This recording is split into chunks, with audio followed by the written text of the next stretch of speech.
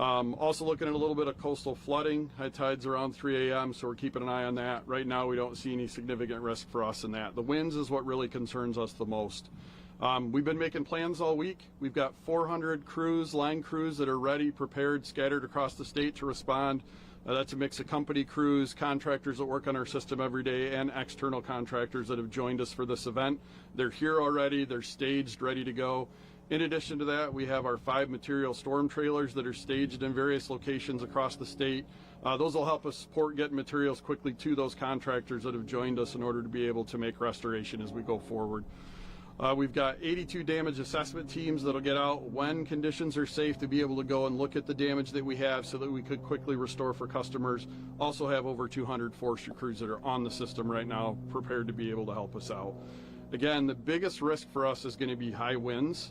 And if I can have an ask of everybody is when you see our crews out in this, give them a little extra space, slow down, go around them. They're going to be hard to see. They're going to be out moving and doing the best they can. The other thing to note is when we get winds above 35 miles an hour, it is not safe for us to go up in a bucket and restore power. It could have impacts on our restoration and how long it takes us. We'll work safely and make it a priority to make sure that we're taking care of our customers and getting everybody restored as soon as we possibly can. So we are prepared. We're very confident. We have 5 storerooms open up in addition to both our transmission control center, distribution control center. We have all of our teams, all hands on deck, ready to respond to this weather event.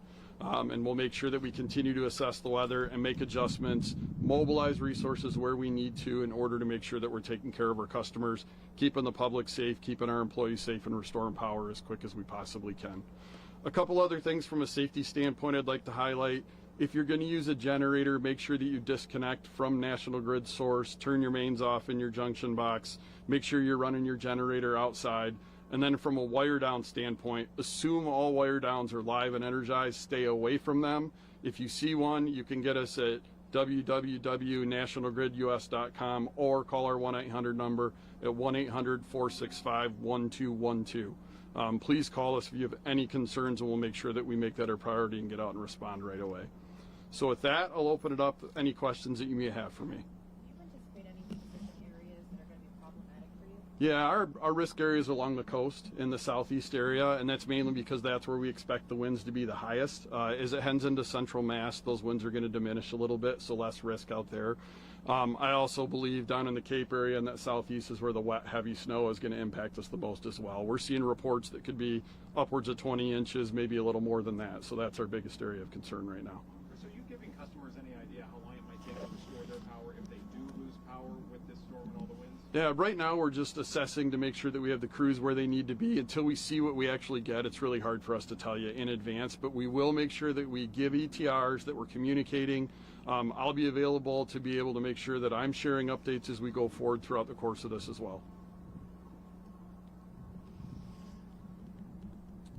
Okay, thank you for your time. Appreciate it. Thank you.